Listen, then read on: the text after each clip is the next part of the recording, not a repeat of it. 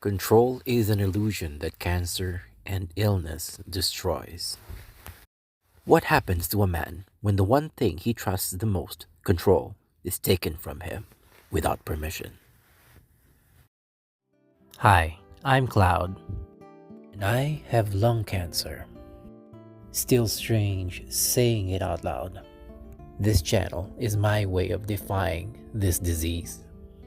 A place to regroup, gather strength, and fight on. I'm gonna need you in my corner.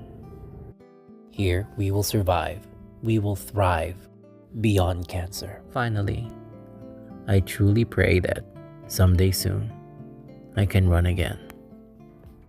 Once more, another day, another grind, rehab and recovery. Thank you for joining me tonight. Please join me and get your rehab and training session underway as you listen to my podcast. We will both rebuild our minds and our bodies tonight. Truly, what can you do when control is taken from you? Let me share with you 3 things. Number 1, surrender the need to control everything. Number 2, focus fiercely on your own actions and judgments. And number 3, view obstacles as opportunities. Join me tonight and let's explore these ideas. Cancer and illness do not negotiate. It does not respect your plans, your discipline, your past victories, or your strength. One scan, one sentence from a doctor, and the illusion shatters. For all of my life, I believed control was earned. You train hard, you plan well, you outwork the chaos, you dominate the variables. That belief built my body, my career, my identity as a man. Then, lung cancer, disease, walked into my ring.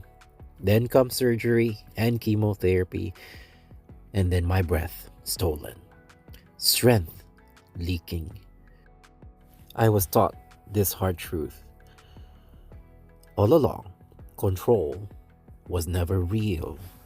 Tonight, the philosophy I share with you comes not from a book. This is forged from my scars, my challenges, my breathless nights, my pain. These actions did not save my life, but they have saved my soul, and they continue to rebuild my strength when my body remains under siege. Surrender the need to control everything. Surrender is misunderstood by weak men and feared by strong men. They think surrender means collapse. It does not. It means clarity. When cancer entered my body, every instinct screamed to tighten my grip, to control the outcome, to control the timelines. No, my timelines. Control the fear. This grip broke me, truly. Chemo and surgery, they do not care about your willpower. Surgery does not respond to anger.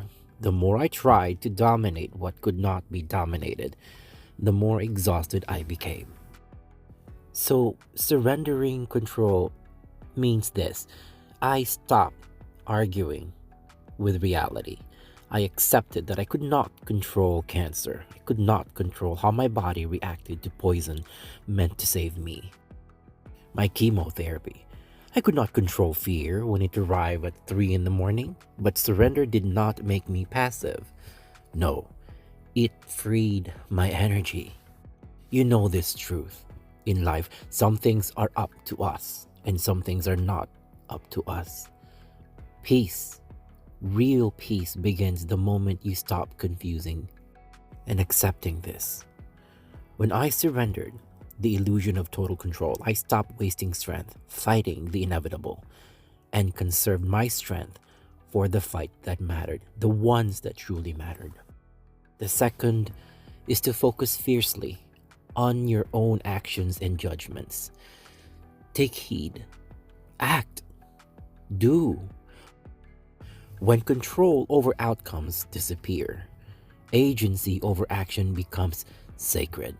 This is where us men are rebuilt. I could not control the scan results, but I could control whether I walked that hallway with my head up. I could not control the side effects, but I could control whether I trained what remained of my lungs, my legs, my grip, my strength. It is said you have power over your mind, not outside events. Realize this, and you will find strength. I treated recovery like a training camp. I'll say that one more time. I continue to treat my recovery like a training camp. So, some days training means walking 10 steps without gasping. Some days it means lifting 5-pound weights while my ego screamed in protest. And certainly in my videos here, you've seen me lift 5 pounds, 10 pounds. But I judge those actions as victories, not embarrassments. By fiercely focusing on action, every action and repetition is a declaration I am still an athlete. Every breath drill declares I am still a fighter. Every choice to show up here in this gym, right here, right now, I am not finished. Cancer attacks the body, but it is despair that attacks judgment. I refuse to let my mind narrate defeat. Pain is just information. Fatigue is just a signal. And fear is just a visitor, not a commander. These days, I stop asking, how do I get back to who I was? I start asking, what is the strongest possible action I can do right here, right now? This question saves me. And the last key, view obstacles as mere opportunities. This is my final transformation, the one most men resist, the one that separates survivors from true warriors, from real men. Cancer is an obstacle, but obstacles are not insults, they are instructors. My cancer is truly a teacher. It has stripped illusions about invincibility, about my ego, about postponing life. I'll say one more, about postponing life. I learned patience because rushing was no longer possible. I learned precision because waste is too expensive. I learned humility because the body demands respect. So obstacle has become opportunity in 3 ways. Physical. I rebuild my body with intelligence, not bravado. Breathwork, mobility, resilience, consistency. My strength became quieter and deeper. Mental. Fear became a training partner. Each anxious thought was met, examined, and dismissed if it did not serve action. Spiritual.